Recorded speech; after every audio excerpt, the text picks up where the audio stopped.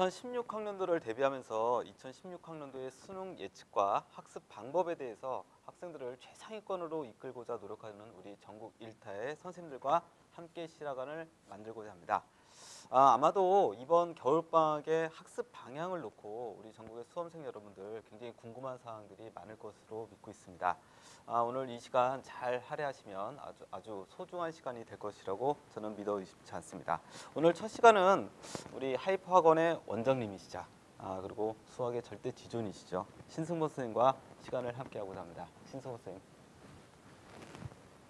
네, 안녕하십니까. 강남 하이퍼 원장 신승모입니다. 자, 2015년 1월 1일 우리 이투스와 함께하게 돼서 정말 반가운 마음을 가지고 있습니다. 자, 2015년도부터 여러분들에게 온라인에서도 여러분들과 만나게 되지만 이제 2015년 1월 1일부터는 여러분들 강남 하이퍼 학원에서 제가 원장을 맡아서 우리 강남 하이퍼 학원을 정말 최고의 최상위권 전문 학원이 될 수 있게끔 만들도록 하겠습니다.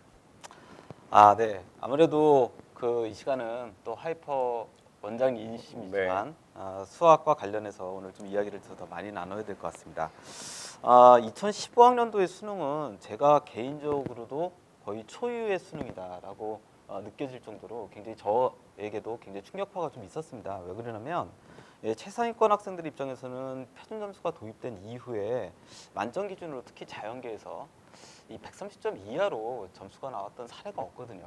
이러다 보니까 최상위권 학생들의 입장에서는 이 수학이라고 하는 중심성을 확고하게 해서 아무래도 이제 상위권과 이 점수를 기본적으로 벌려내는 기본적인 전략에서 굉장히 많이 어그러질 수밖에 없었던 한 해인 것 같아요.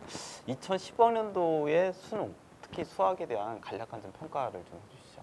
네, 뭐 누구나 다 알고 있겠지만은 2015학년도 수능이 너무 쉽게 나왔다라는 것은 뭐 세간에도 다 이렇게 비판의 대상이 되고 있는 것 같습니다. 그런데 뭐 수학이라는 과목 하나만 쉽게 나왔으면은 사실 입시에서의 혼란이라는 게 좀 덜했겠지만은 뭐 이과 학생들 입장에서 보면은 국어 A도 너무 쉽게 나오고 뭐 영어도 쉽게 나오고 뭐 어떻게 보면은 수학도 너무 쉽고 이렇게 되는 상황이 연출되다 보니까 특히 이제 자연계 최상위권에서 뭐 의대를 지원하겠다라고 했던 학생들의 경우에는 1점, 2점 차이로 지금 자기가 어떻게 할지 갈팡질팡하는 그런 모습들을 보이는 걸 보면서 굉장히 안타깝더라고요.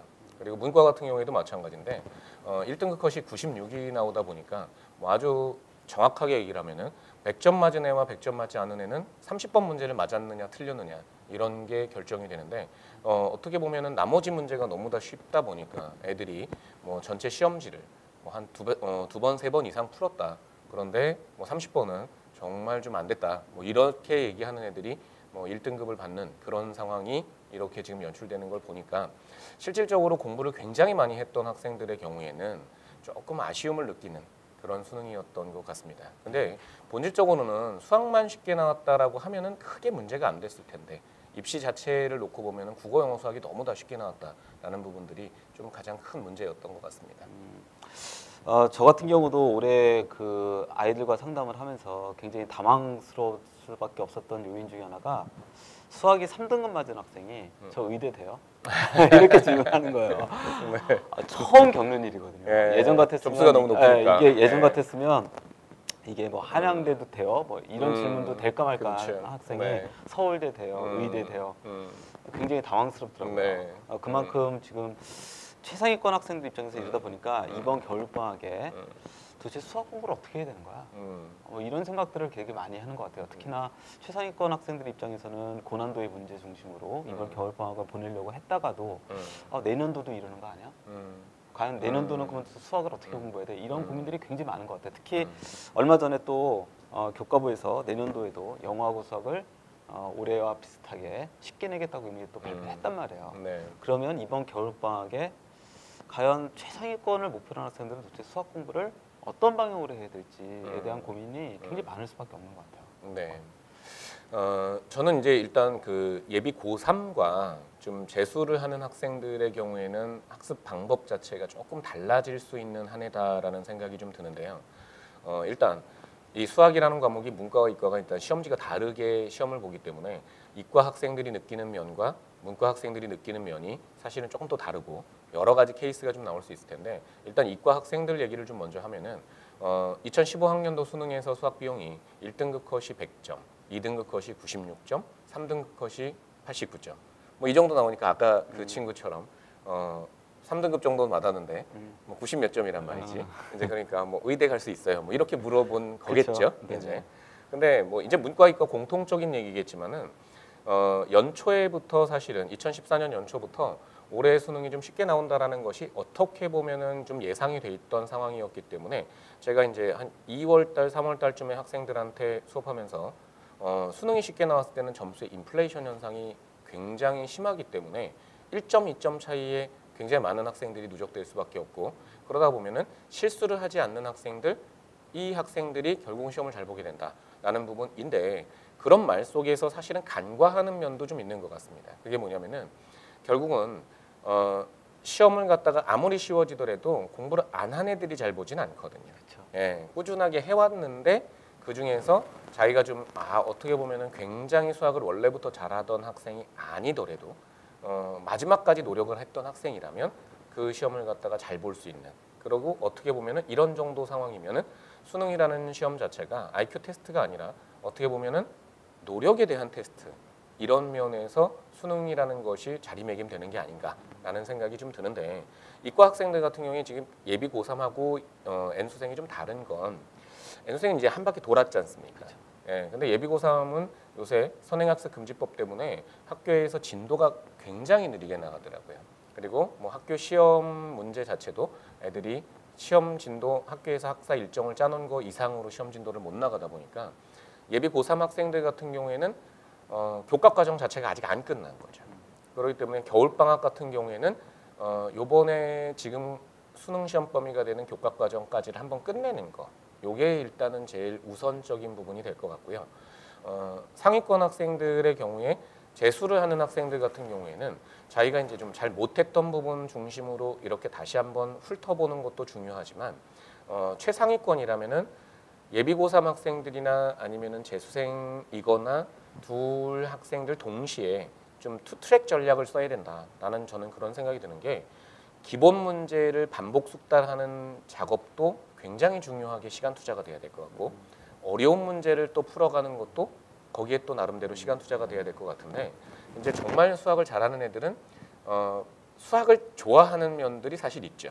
그렇기 때문에 수학 문제를 풀었을 때 나름대로 즐거워하고 희열을 느끼고 그러다 보면은 쉬운 문제를 푸는데 지겨워하고 이건 나 아는 건데 이런 생각을 가지는 학생들이 좀 많은데 상위권 학생들이라면 특히 이과 상위권 학생들이라면은 그런 부분을 조금은 한번 접고 좀 한번 접고 어려운 문제는 어려운 문제대로 공부를 하되 쉬운 문제를 반복해서 훈련하는 그 시간을 반드시 가지고 가야 시험이라는 곳에서 고득점을 할 수 있는 그런 어떤 자기의 기반이 좀 잘 마련될 수 있다 이런 생각이 좀 들고요. 문과 같은 경우에는 뭐 당연히 전체적으로 인원수가 이과보다도 좀 많고 문과 학생들에게 결국은 또 관건이 되는 거는 A형 30번 문제. 그 30번 문제를 어떻게 하느냐인데 문제는 A형 30번 문제는 기출 문제가 별로 없다는 거예요. 그리고 A형 30번 문제 특징은 뭐냐면은 이 문제를 한번 내가 풀어봤으면 다음번에 그 문제를 또다시 풀 때 이 문제를 풀었던 아이디어가 생각이 난다는 거죠. 그럼 이 문제 자체는 원래 생소한 상황에서 어떻게 적응하느냐를 갖다가 물어보기 위해서 출제를 하는 건데 이 문제를 예전에 한번 봤었는데 다시 또 풀면은 잘 풀리지. 그러면서 지가 좀 잘한다라고 생각하는 이런 생각들을 가질 수도 있는 그런 현상들이 만들어질 것 같습니다. 이게 이제 대표적으로 현장 강의에서 이번에 이제 대학을 갔던 제가 현장 강의하는 근처에 이제 외고가 한 군데 있는데 그 외고생 중에서 이번에 서울대 간 애가 저한테 이제 글을 이제 자기가 공부 열심히 해서 이제 후배들한테 주세요 뭐 이런 글을 갖다가 써주면서 이런 얘기를 써 있더라고요. 자기네 학교가 이번에 수학 1등급이 많이 늘었대요. 근데 자기는 100점을 맞았고 1등급은 늘었는데 100점은 많지 않은 거야. 근데 100점이 많지 않은 얘네들이 어떻게 했는가? 그 중에 일부 학생들은 30번 시간이 되게 많이 남았는데도 30번 문제를 갖다가 나는 이거 원래부터 못 풀고 있었으니까 이 문제를 갖다가 나는 못 풀 거야 라는 생각을 하면서 그냥 29번까지만 계속해서 반복하고 이런 식으로 시험을 갖다가 쳤다라는 이야기를 하더라고요. 그러니까 어떻게 보면 문과 학생들 같은 경우에 수학이라는 것에 대해서 항상 어떻게 보면은 자신감이라기보다는 자기가 좀 수학을 갖다가 좀 못한다. 아무리 잘해도 못한다라는 생각을 좀 가지고 있는 경향들이 좀 많은 것 같고, 그렇게 본다라면은 문과 학생들은 오히려 좀 도전 정신을 가지고 어려운 문제들에 좀 더 오히려 대비하고 그거를 갖다가 풀어갈 수 있는 그런 훈련을 하는 게 그게 2016학년도 수능에 어떤 좀 좋은 학습 방법이 아닐까라는 생각이 좀 듭니다. 그러니까 최근에 보면 그 대치동 학원가에서도 좀 그런 경향이 있어요. 그러니까 사실 이제 29번, 30번 이런 고난도의 문제만을 따로 모의고사 문제로 만들어서 네. 거기에 대비하는 학습 방법을 최근에 굉장히 유행병처럼 많이 돌았거든요. 그러다 보니까 이제 뭐 봉투 모의고사에 대한 수요들도 많이 는 것도 네. 사실이고요. 근데 어떤 면에서 지금 지적하셨던 거는 학습 방법이라기보다는 학생들이 이렇게 쉬운 수능에 있어서 대하는 학습 태도? 그렇죠. 이것의 변화가 나타나야 되지 않는가를 지적하신 것 같아요. 네. 뭐 쉬운 수능과 관련해서 절대 학생들이 뭐 그것이 태도적인 측면에 있어서나 학습 방법적인 측면에서 놓쳐서는 안 될 것. 이런 게 있다면 어떤 게 있을까요? 일단은 제일 처음엔 마인드인 것 같아요. 무슨 마인드냐면은 그 진짜 속칭 그 사람들이 하기 좋은 얘기로 될 놈은 되고 안 될 놈은 안 된다 이런 얘기를 하는데 그렇죠. 그거를 예비 고3 학생들을 보면서 제가 확 느꼈던 게 뭐냐면은 2015 수능이 쉬웠단 말이죠. 근데 예비 고3 애들은 2015 수능을 안 봤잖아요. 신문에 나온 얘기만 듣고 그리고 주변에서 하는 얘기만 들었죠. 근데 될 놈은 어떤 생각을 하냐면은 시험이 쉬웠기 때문에 자기는 내년 수능이 어렵게 나올 거라고 생각을 한다는 거야. 어렵게 나오는지 안 나오는지 그런 거랑 상관없어. 근데 자기 몸에 알람이 켜진다는 거야. 아, 나는 공부를 좀 더 열심히 해야 되겠구나. 이렇게 알람이 켜지는데 안 될 놈들은 쉽구나. 그래서 나는 슬슬 공부해도 되겠구나. 이런 생각을 한다는 거죠. 그래서 어떻게 보면 그 사람은 굉장히 사회적인 동물이기 때문에 객관적인 난이도라는 것은 사실상 존재하지 않죠. 주관적이고 그렇죠. 작년 수능이 쉽게 나온 상태에서 쉬운 수능에 길들여져 있는 애들은 어떻게 보면 시험이 조금만 어렵게 나오더라도 그 굉장히 어렵다. 그렇죠. 이렇게 느낄 수가 있을 그걸 것 우리는 같아요. 소위 체감난이라고 그렇죠. 하죠. 네. 근데 뒤집어 보면 또 그런 측면들도 학생들이 잘 생각을 못하는 것 같아요. 최근에는 특히 재학생들 같은 경우 그건 재수생도 비슷한 것 같은데 수시 전형에 대해서 신경을 안 쓸 수밖에 없거든요. 근데 이제 수시 전형에서 우리 바로 전에도 수시 합격생들하고 이제 자담회도 했지만 역시 뭐니 해도 최저학력 부분이 가장 핵심이거든요. 그러면 어떤 면에서는 저는 그런 생각이 드는 거죠. 수학이 쉬워진다? 그러면 오히려 수시 최저학력에서 과거에는 조금 3학년 때 내가 3학년 때 수학을 해도 이게 될까? 포기할 수밖에 없는 이런 학생들이 많았는데 네. 쉬워진다라고 했을 때는 오히려 3학년 때 노력을 해도 충분히 수시 최저학력에서 그게 1등급이든 2등급이든 최저학력 확보에 굉장히 더 좋은 과목이 오히려 수학이 됐다. 저는 오히려 해석을 그렇게 하거든요. 이게 예비 고3 아니 예비 고3 입장에서는 그렇죠. 네. 왜냐하면 특히 이제 좀 상위권층이 두터운 이과 수학 같은 경우에는 조금 다를 수 있지만 문과 같은 경우에는 2등급을 넘는다라는 면에서 본다면은 제가 생각했을 때 조금만 공부를 열심히 하면 어떻게 보면은 2등급을 충분히 넘을 수 있는 그쵸. 그런 요소들이 문과 수학에서는 굉장히 많이 만들어진 것 같습니다. 그래서 제가 이제 작년에 이제 학교 방문 특강을 다니면서 6월 달에서 7월 달 정도에 이제 고3 학교 설명회를 하게 되면은 제가 뭐라 그랬냐면은 수원 날려라. 그리고 미적분과 통계 기본만 해라. 이런 식으로 수학을 못하는 학생들한테 얘기를 했거든요. 근데 미적분과 통계 기본은 좀 쉽게 나오니까 그렇죠. 실제적으로 뭐 어렵게 나오다 한 문제 정도 어렵게 나오니까 나머지 14개를 공부하면 어떻게 보면 맞출 수 있는 거지 않습니까?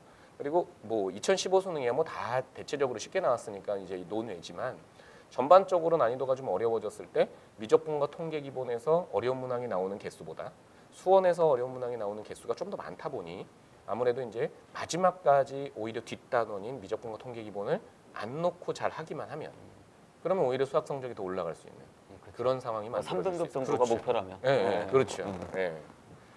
근데 또 이제 뭐 서울에 있는 중위권 대학이나 지방 공립대 같은 경우에는 뭐 꼭 이가 수능 최저가 아니지 않습니까? 수능 최저가 좀 낮으니까 그보다 수학이 3등급 정도 나온다라고 했을 때 충분히 수능 체제를 맞출 수 있겠죠. 거기에서는. 네.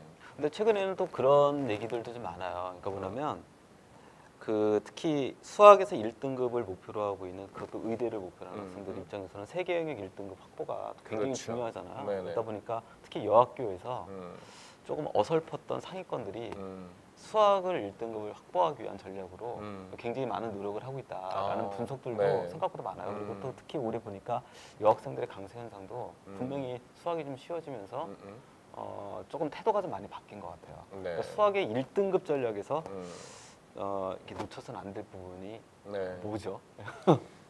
근데 그 조금 전에 이제 말씀하신 것 중에서 수학은 좀 쉬워졌는데 국어도 쉬워졌잖아요. 국어는 원래 여학생들이 좀 잘한단 말이지. 이게 상충되는 거 아닌가요? 여기서? 더 좋은 거죠, 여학생들 입장에서. 네. 근데 어쨌든 간에 1등급을 맞아야 된다는 지금 현 상황에서 본다면 뭐 수학은 물론 어려워지겠죠, 당연히. 왜요? 2015를 기준으로 놓고 본다면 어려워지는데 어디까지 어려워질까라는 예상은 물론 당연히 못하겠지만 과격하게 어려워지지는 않겠죠. 그렇죠. 제가 봤을 때는 각 과목별로 한 문제 정도의 어려운 문제, 그리고 나머지는 좀 평이한 이런 형태의 문제들이기 때문에 어떻게 보면은 수학 학습을 할 때 아까 전체적인 수학 태도, 학습의 태도, 그래서 투트랙 전략을 좀 써야 된다라는 부분들, 그게 뭐 쉬운 문제도 계속해서 반복해서 훈련을 해야 되고, 그리고 어려운 문제도 이제 풀어야 되는데, 예를 들면 뭐 시중에 나오는 기출 문제집들 같은 경우에 보면은 쉬운 문제도 기출 문제집에 다 들어가 있단 말이죠. 그럼 한 페이지에 보통 한 8문제, 수학 같은 경우 한 8문제 뭐 한 9문제 정도 들어가는데 그 문제들을 갖다가 풀 때 시간을 재서 푼다든지, 그래서 굉장히 그 쉬운 문제들을 빠르고 정확하게 풀어갈 수 있는 훈련들, 이런 것들은 훈련의 문제인 것 같아요. 그리고 이런 데서 실수를 안 해야, 그리고 나머지 어려운 문제를 풀 수 있는 시간이 생긴다라는 것들은 문이과 공통적으로 사실을 해야 되는 부분인 것 같고요. 아무래도 이제 예비 고3들 같은 경우에는 3월 11일 날 이제 모의고사 본다고 발표가 났고요. 6월 달에도 마찬가지 6월 11일 날 모의고사 본다고 발표가 났는데 3월 모의고사 시험 범위가 일단 문과 같은 경우에는 수원 전범이고, 그다음에 이과 같은 경우에는 수원 수투 전범인데, 특히 문과 같은 경우에 예비 고3 학생들 같은 경우에는 매번 100점을 맞는 학생이 아니라면은 저는 이번 겨울에 수원에 집중하기를 정말 적극적으로 좀 추천하고 싶어요. 왜냐하면은 문과에게서 수원의 의미는 상위권이 되기 위해서 반드시 잡아야 되는 과목이고, 미적분과 통계기본과 수원 중에선 오히려 수원이 더 어렵기 때문에 이번 겨울방학 때 쉽게 얘기해서 그 흔히 그 교육을 모르고 전략을 모르는 사람들이 겨울방학 때 수원부터 미적분과 통계기본까지 한번 끝내야 된다. 이건데 저는 생각이 좀 다른 게 수원을 2번 하는 게 낫지 않겠냐. 어차피 똑같은 시간이 존재하고 공부할 수 있는 시간이 존재한다면, 그러면 수원에 대해서 공부를 하고 가서 수원을 잡고 가면 문과는 훨씬 더 공부하기가 편하다라는 부분들. 그리고 이과 같은 경우에는 수원 수투만 하기에는 좀 부담이 되죠. 왜냐하면은 기하 벡터나 적분과 통계가 좀 어려우니까. 근데 그 중에서 기하 벡터가 좀 더 어려우니까 이번 겨울방학 때 최소한 3과목을 끝내자.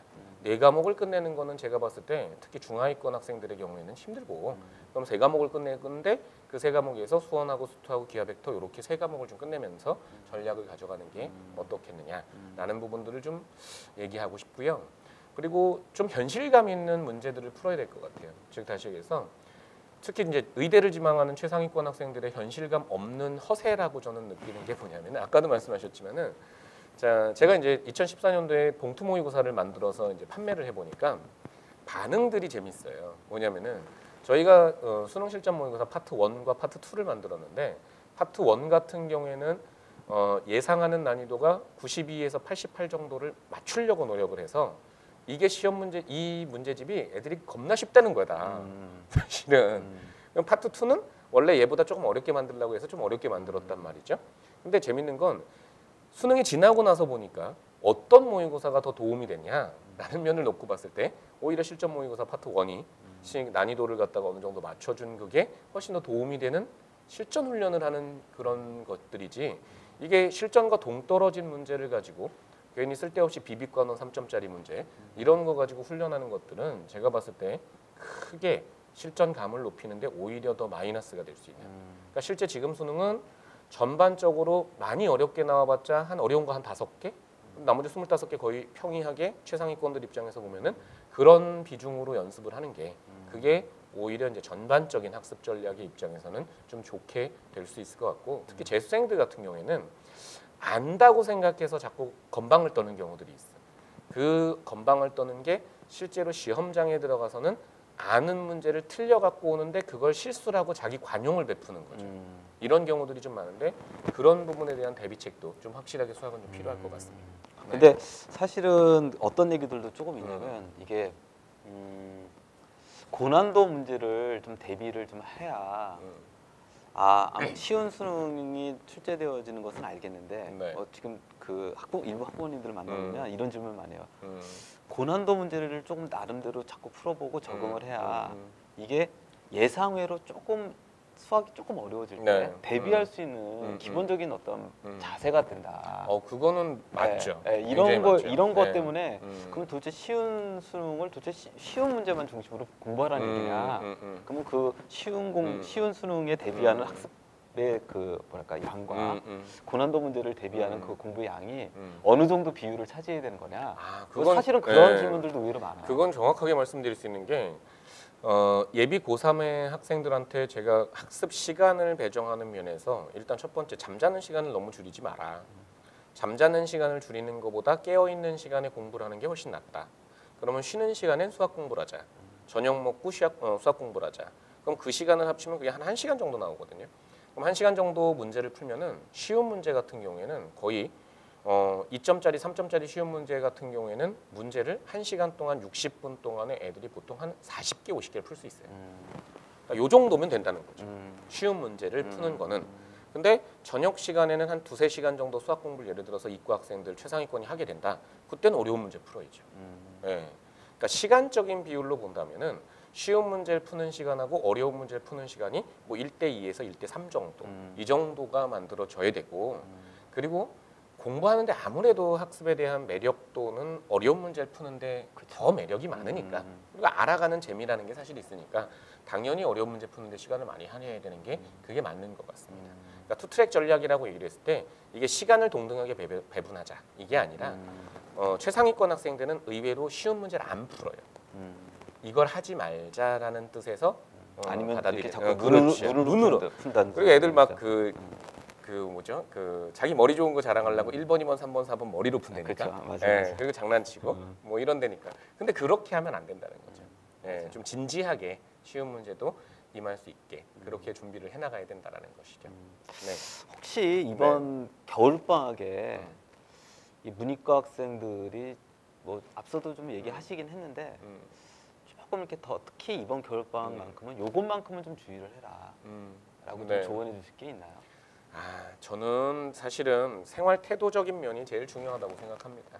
특히 이제 뭐 예비 고3 학생들도 그렇지만 그 재수를 하는 학생들 같은 경우에 요번 수능의 경우에는 혹시 자기가 재수를 하게 되는 게 수능이 너무 쉽게 나와서 자기가 피해자기 때문에 자기는 거기에 희생양이야 많죠. 라는 느낌을 가지고 재수를 하게 되면은 제가 생각했을 때 왜냐면 수학이 쉬웠던 게 요번만은 아니죠. 전 과목이 쉬웠던 거는 요번이지만 이전에도 수학이 쉬웠던 적은 되게 많은데 수학이 쉬웠던 해 그 다음 해에 공부하는 재수생들의 모습을 보면은 자기가 희생양이라고 생각하고 사실은 좀 더 허세가 많아지는 그런 모습들이 좀 많이 보이는데 좀 더 겸손하게 임해야 될 필요가 있지 않을까. 자, 특히 이과 같은 경우에 이번에 시험에 나올 때 벡터가 굉장히 쉽게 나왔기 때문에 자기가 지금까지 벡터 공부 왜 했나 뭐 이런 생각을 하는 학생들도 있을 텐데 뭐 2016학년도 수능에 벡터가 진짜 쉽게 나올 거라고 누가 예상하겠습니까? 그거는. 근데 그런 부분에 대해서 자기가 아무래도 굵직굵직한 단원들, 특히 재수생들 같은 경우에는 미분이나 적분이나 그리고 벡터 이런 부분들을 갖다가 좀 더 정확하게 풀어나갈 수 있는 이론적 토대를 다시 한번 제대로 다지는 그런 학습이 필요할 것 같고요. 자, 문과 같은 경우에는 반대로 30번을 풀어야 되는 게 우리의 목표라면은 30번 문제 유형에 문제가 좋다 나쁘다를 평가하지 않았으면 좋겠어요. 왜냐하면은 그 학생들이 가장 많이 하는 얘기가 기출 문제를 많이 풀어야 된대요. 그럼 이것의 허구가 뭐냐면은 A형 30번의 기출 문제는 12개밖에 안 돼요. 근데 12개는 하루면 풀잖아요. 이게 그리고 2번 풀어도 이틀이면 되는데 그럼 A형 30번은 어떻게 대비해? 라는 것에 대해서 답을 못 내놓는다면은 기출 문제를 반복해야 된다라고 얘기하는 말은 사실은 허상이죠. 이게 그래서 A형 30번은 시중 참고서 문제에 나와 있는 것들을 가리지 말고 물론 퀄리티가 높기는 평가 모의고사만큼 좋은 게 어디 있겠어요. 그런데 그걸 훈련할 수 있는 문제라면은 이 문제에 대한 평가를 자제하고 자기가 도전해보고 그리고 문제를 풀어갈 수 있는 이런 훈련들이 굉장히 중요할 것 같고 특히 재수하는 학생들은 이 부분에 대해서 좀 신경을 많이 써야 될 것 같습니다. 근데 의외로 네. 그 올해 수학의 고난도 중심으로 굉장히 공부를 열심히 했던 자연계 학생들 중에서는 거꾸로 뭐 수능이 쉽게 나오긴 했지만 그게 실제 수리 논술에서 굉장히 많은 도움을 받았다라고 하는 학생들이 그렇죠. 의외로 굉장히 네, 많아요. 많습니다. 네네네. 네. 그래서 오히려 음. 특히 자연계 같은 경우에는 그 수능의 난이도만이 아니라 사실 이제 수시 전형에서의 수리 논술 파트에 대한 대비과 관련해서도 굉장히 중요한 의미인 것 같아요. 이번에 수리 논술이 굉장히 문제가 좀 예전에 비해서는 많이 쉬워졌더라고요. 그쵸. 예, 이게 선행학습 금지법에서 교과과정 내에서 출제하라고 했기 때문에 그런 여파가 많은 것 같은데 실제로 수리 논술을 잘 보고 온 아이들의 후기를 보더라도 특별하게 수리 논술을 갖다가 엄청나게 많은 시간을 투자해서 굉장히 오래전에 기출 문제부터 푼 게 아니라 수능 공부를 갖다 충실하게 하고 그리고 교과서 중심으로 이렇게 좀 쓰기 연습도 하고 물론 마지막이나 아니면 자기가 논술을 중점적으로 준비하는 애들 같은 경우에는 그 문제 서술하는 방식들에 대해서 익혀야 되겠지만은 어쨌든 간에 문제 전체가 전반적으로 좀 쉬워졌다는 거 그게 많이 도움이 된 것 같아요. 그러니까 저는 오히려 역으로 그런 생각이 많이 드는 게 그 수학이 좀 쉬워지면서 역설적으로 수능 공부와 오히려 수리 논술 공부가 이원화가 되지 않고 그렇죠. 한 몸처럼 네. 움직일 수 있는 기반을 형성시켜줬다라고 하는 측면에서도 상위권 학생들이 너무 이렇게 어떤 난이도라고 하는 것에 너무 이렇게 쉽게 흔들리지 않았으면 하는 생각이 많이 들어요. 네, 그건 뭐 저는 이제 학생을 가르치는 입장에서 정신 교육을 하는데 가장 주되는 게 어떠한 난이도에서도 흔들리지 마라. 이거는 왜냐면 인생이 어떻게 변할지 모른다. 2015 수능이 이렇게 쉽게 나올 거라고 예상한 대한민국의 입시 전문가 한 명도 없다. 그렇죠. 이거는 맞습니다. 정말 한 명도 없다. 그러면 예상이 미래가 어떻게 변할지 네가 어떻게 알아?